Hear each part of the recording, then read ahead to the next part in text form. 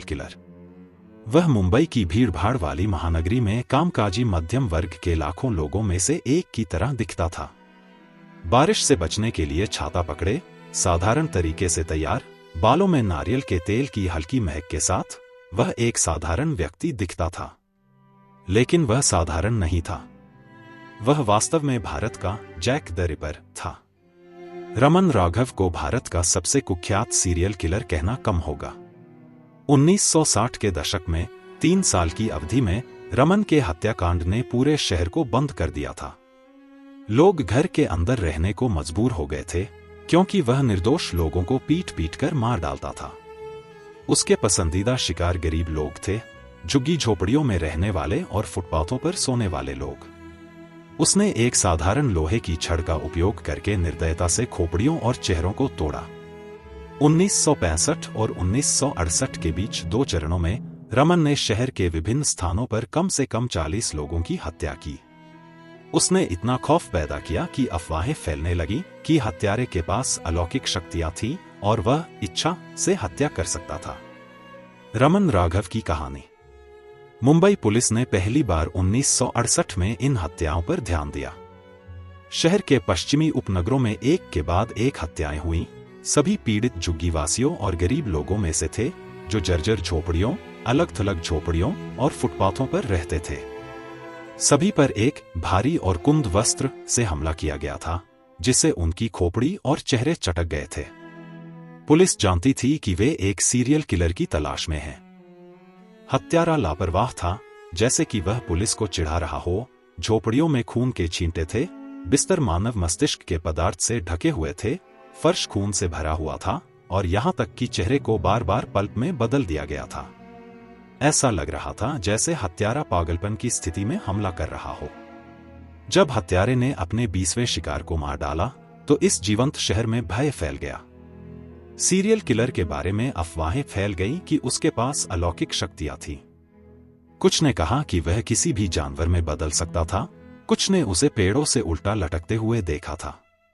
कई घटनाएं हुईं जहां दहशत में भीड़ ने संदिग्ध दिखने वाले बेघर लोगों और भिखारियों पर हमला करना शुरू कर दिया, उन्हें हत्यारा समझकर।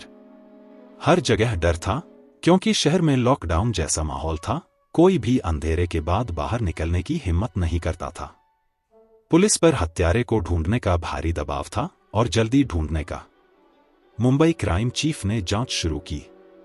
उसी वर्ष मुंबई पुलिस को एक नया युवा अपराध प्रमुख रामकांत कुलकर्णी मिला। उन्होंने इस तरह की पिछली हत्याओं से उभरने वाले किसी भी पैटर्न का बारीकी से निरीक्षण करना शुरू किया। उनके अवलोकन ने उन्हें 1965-66 में बॉम्बे के पूर्वी उपनगरों में हुई इसी तरह की हत्याओं की ओर इशारा किया जहां 19 लोगों पर हमला किया गया था। उस समय पुलिस ने एक बेघर आदमी जिसका नाम रमन राघव था को पूछताछ के लिए गिरफ्तार किया था, लेकिन आरोप कभी साबित नहीं हुए और उसे छोड़ दिया गया। रामकांत को यकीन था कि रमन ने पहले की हत्याओं को अंजाम दिया था और अब वह फिर से इसमें जुट गया है।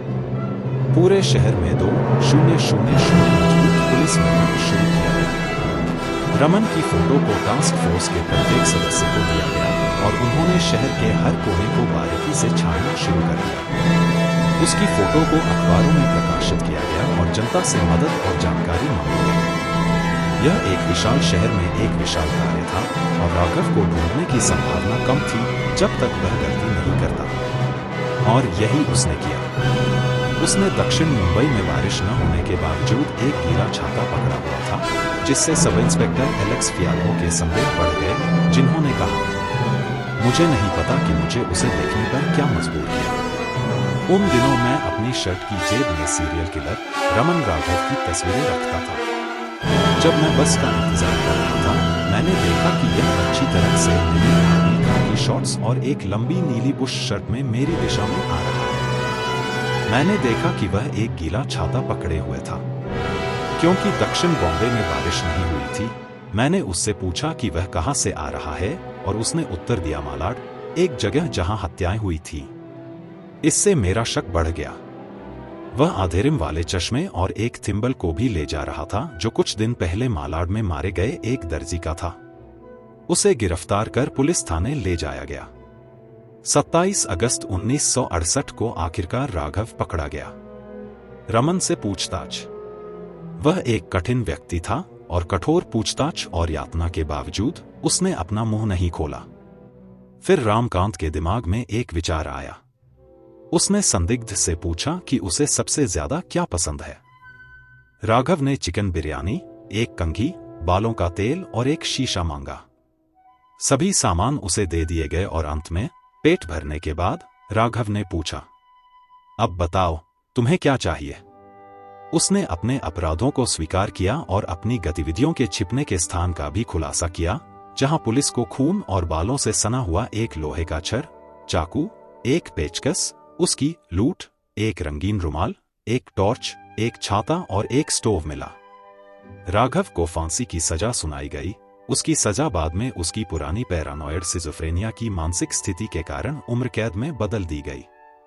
उसे पुणे की यरवड़ा जेल में रखा गया और 1987 में ससून अस्पताल में किडनी फेलियर से उसकी मौत हो गई। राघव के हत्याकांड को 3 सदस्यीय जूरी ने अपराध के इतिहास में बेमिसाल और बेजोड़ घोषित किया।